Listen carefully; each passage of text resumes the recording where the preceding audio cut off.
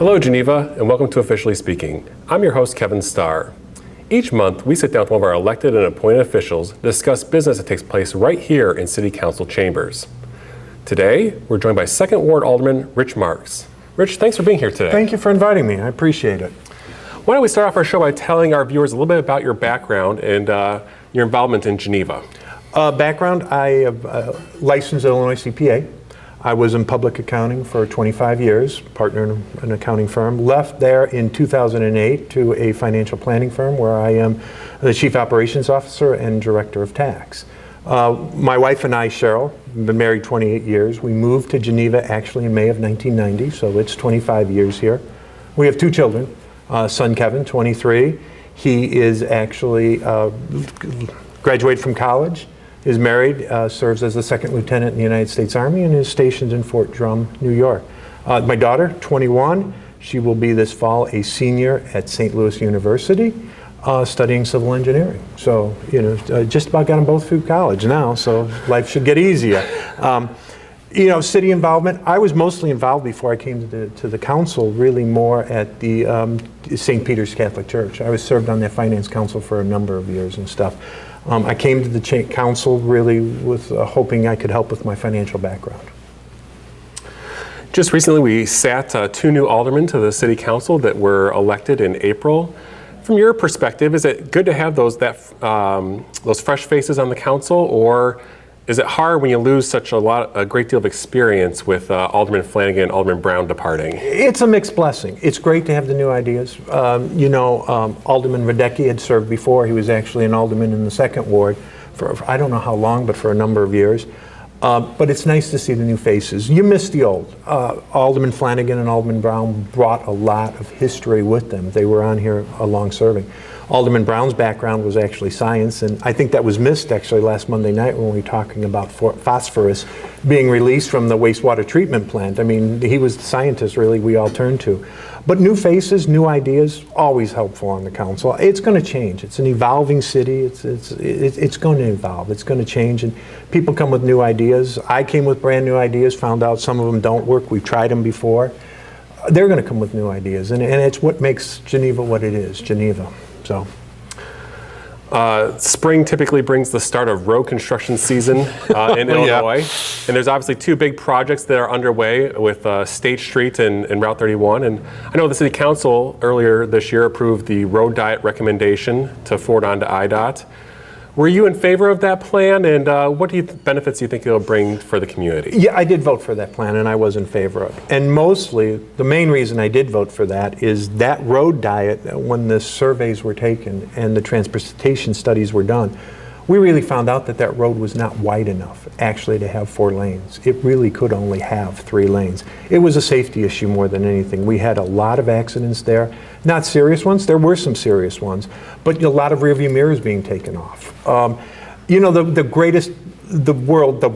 best way to fix that would have been to be able to tear it up, widen it, take the curbs, move the utilities. That's not in the city's budget, it's not a city road, and it's not in the state's budget.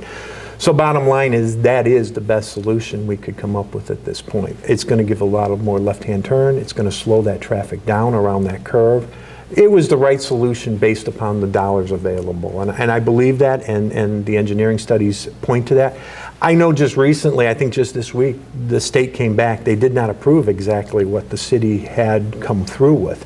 We're going to be discussing that Monday night. They do want to take the diet a little bit farther south than what we had planned, from what I saw of the drawings, but I don't know all those details yet. But, again, it's not a city road, it's a state road. We can only give an idea. It's not, the road is not being redone. It's just being ground down, repaved, and restriped. So it's not a full development and rebuilding of that road. So it was the best plan we could come up with, and I do support it because I think it's going to make it a lot safer there. The City Council recently approved a 30-unit townhome development at First and Stevens. And I believe coming this summer, you may be reviewing plans for the Citron property development. How do you balance new growth for Geneva versus kind of preserving that historic or existing charm of a neighborhood? It's not easy. There's no question about that. It's not easy. Geneva is a unique town. You have to look at each development and they have to stand alone.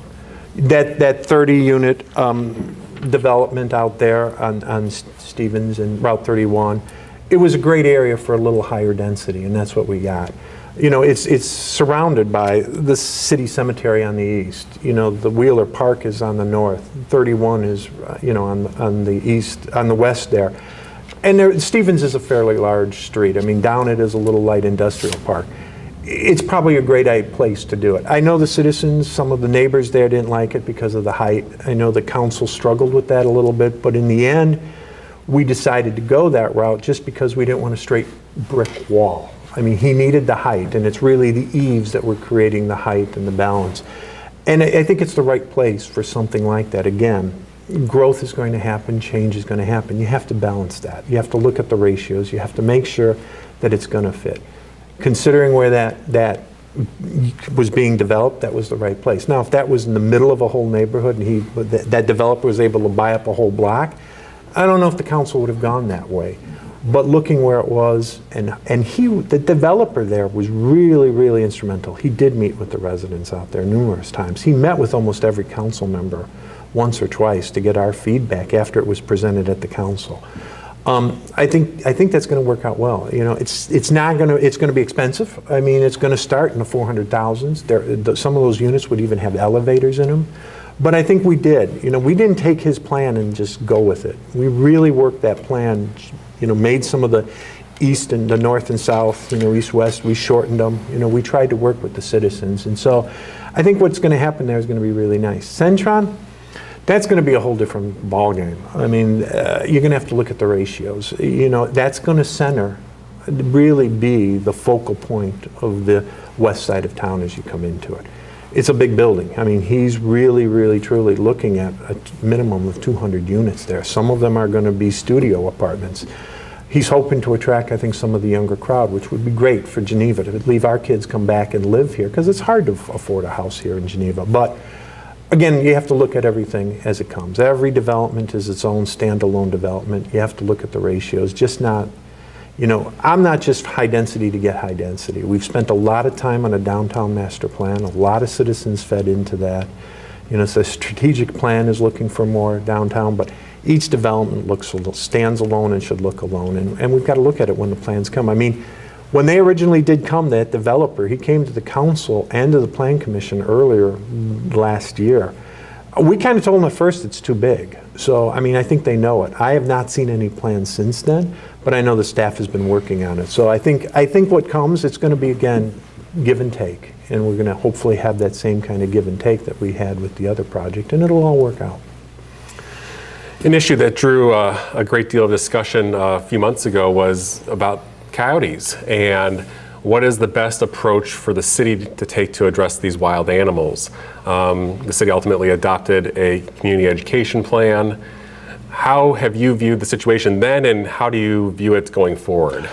You know, that has been an issue in my ward since I was elected and before. I mean, that's one of the first things that has come up. The coyotes are not new to Geneva. You know, this is their natural habitat, is, you know, this part of Illinois.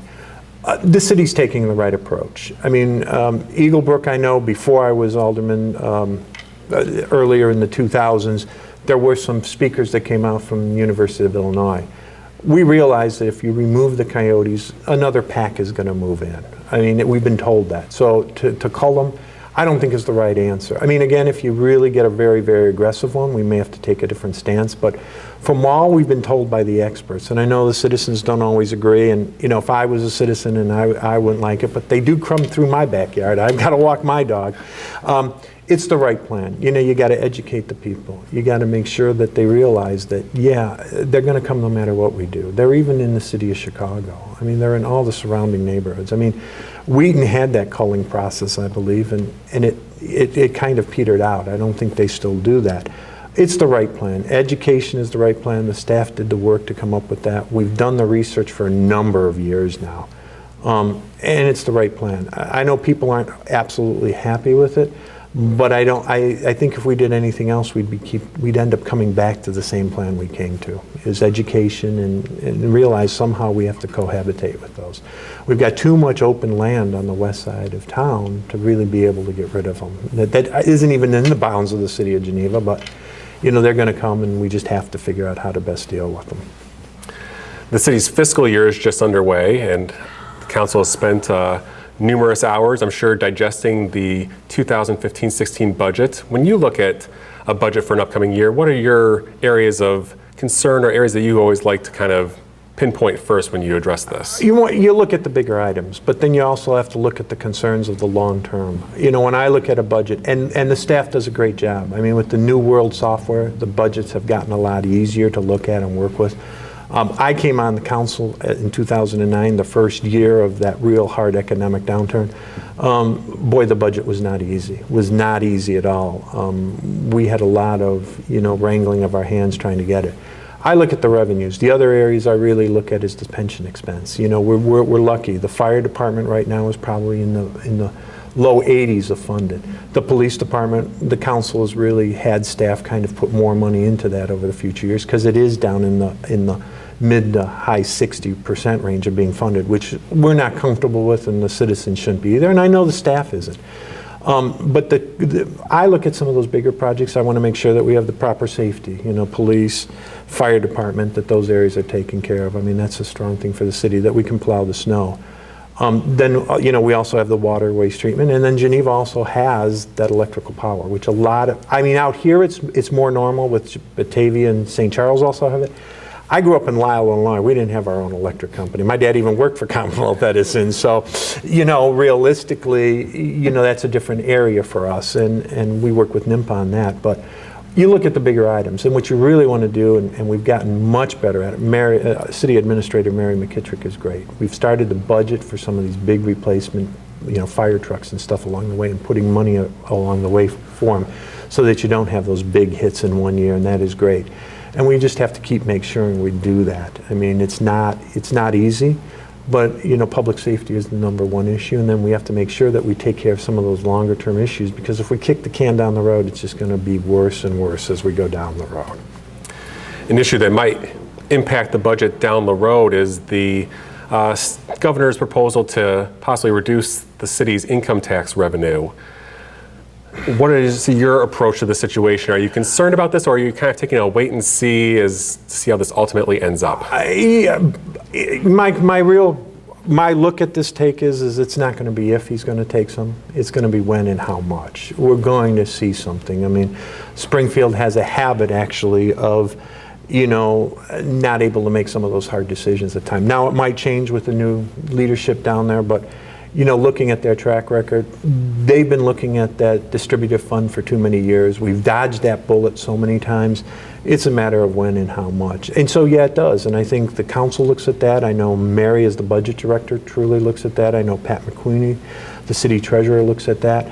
There's going to be some tough decisions. We're going to have to look at that. And I think we're watching our spending now more and more as it goes. And I know Mary is doing that. I mean, you look at it, we wanted to replace all of the entrance signs coming into the city of Geneva. We can't do that all in 1 year. We realize that.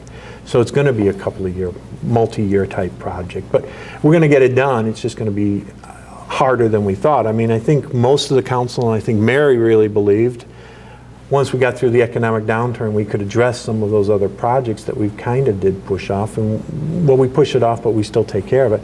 But now we've got another thing facing us, and I think that's always going to face local government, is some type of budgetary issues.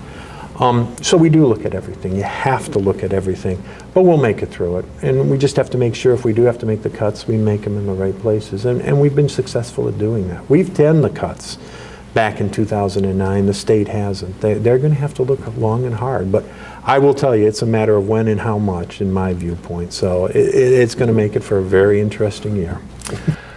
Are there any other issues that the council's recently addressed or that might be on the horizon that you think our viewers might be interested in learning about? Oh, well, there's a few coming up on the horizon. You mentioned the Centron, which is going to be big, but the other one that's really coming up rather quickly, probably on May 26th, is the Historic Preservation Council brand new ordinance. I will say that is a 70-page ordinance. It has emotions on both sides of that issue.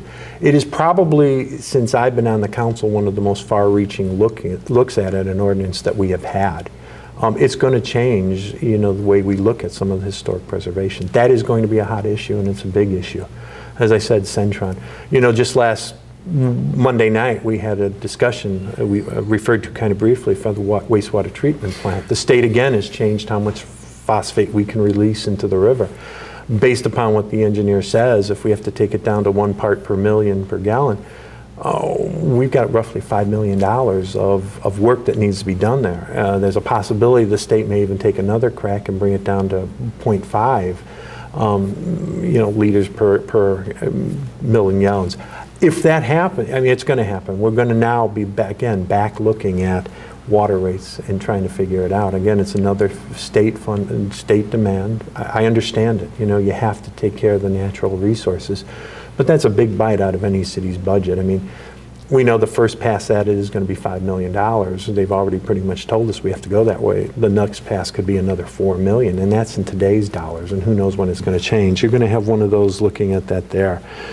I mean, we have TIF districts coming up we're looking at. You have the downtown business district you're looking at. And always for the City of Geneva economic development. We've got the southeast corridor that we're starting to look at now. We're putting in some of that infrastructure, hoping to reduce some of the tax rates for the residential area. Our tax rates really are, the burden of that is mostly covered by the residential area. That southeast development corridor is hopefully going to help that. Completing out the business park, selling that off. Another issue that we're seeing. There's always going to be big issues in front of the City Council. We're going to be looking at all the zoning ordinances for downtown within the next 12 to 18 months, if not sooner, because the master plan has kind of given a whole different picture to that, and we've got to change the zoning laws for that. So there's a lot on our plates, and there's a lot and it's what makes Geneva work, is making sure that everybody in this room, when we talk, has a different opinion, and it's always a give and take. And we usually get to the right answer. It's not always pretty getting to that right answer, but we get there usually. Pure Oil Building is a good shot at that. We took a couple cracks, but we got to the right answer. And we will. It's just a matter of working it through and getting the public feedback. And that's what's important for all of us to get, is to know where the citizen stands. I mean, I can have an opinion, but I can be swayed by a resident with a totally different look at it, or one of the council members. I don't come in every night with my mind made up how I'm going to vote usually on most topics. I'm going to listen to the discussion. As warmer weather arrives and summer is approaching, is there a certain festival or event or a pastime that you kind of look forward to in Geneva each year? We have so many. We have the music in the park. We have the Shakespeare. The favorite for everybody is Swedish Days. It's the granddaddy of them all. The Chamber does a great job. The city helps do that. The Festival of the Vine is another one to wrap up the season. I mean, those are our festivals and gatherings where we all get out. You close down 3rd Street. You get to walk around. You get to see the citizens. You have the bands. You have the battle of the bands with the high school kids and the college kids. I mean, that's what makes Geneva. I would say if I had to pick my favorite, it's Swedish Days. Second is Festival of the Vine. It kind of wraps up the year. It works out well. And there's always everything else on the plate. I know Alderman Maladra and Simonian are working at some type of another concert series coming to. I don't know if that's going to come or not this year. I hope it, if we can work it all out with the county. If not, hopefully for future years. But, everything evolves, and that's what makes Geneva what it is. That is all the time we have for Officially Speaking today. I'd like to thank Alderman Rich Marks for his time and insight into the City Council. Thank you, Kevin. I appreciated you inviting me. I enjoyed being here. We also thank you for watching. We'll be tuning in next month to get the official word from your elected officials.